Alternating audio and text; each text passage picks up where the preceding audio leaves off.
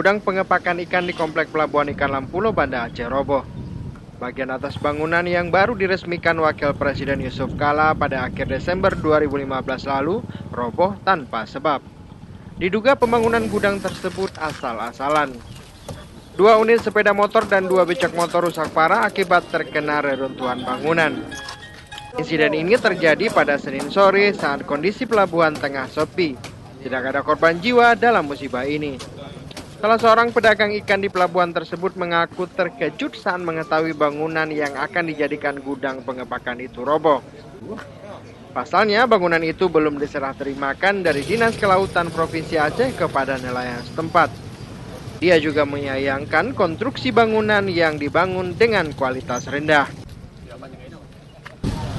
Jadinya jadi pertanyaan ini kan, angin enggak, gempa enggak, hujan enggak, bisa begini. Inilah bangunan cilet-cilet ini, pura-pura.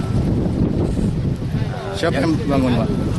Yang bangun saya tidak tahu, yang saya tahu saat itu yang dipimpin kepala dinasnya Ibu Raihan. Ya, bangunan-bangunan yang sudah dibuat ini tidak sesuai dengan selera kami pedagang ikan dan nelayan. Rencananya, gudang pengepakan ikan ini akan diserahkan bagi para nelayan setempat setelah diresmikan Wakil Presiden Yusuf Kala pada akhir Desember 2015 lalu. Dari Banda Aceh, Hendra Saputra melaporkan untuk Aceh Video.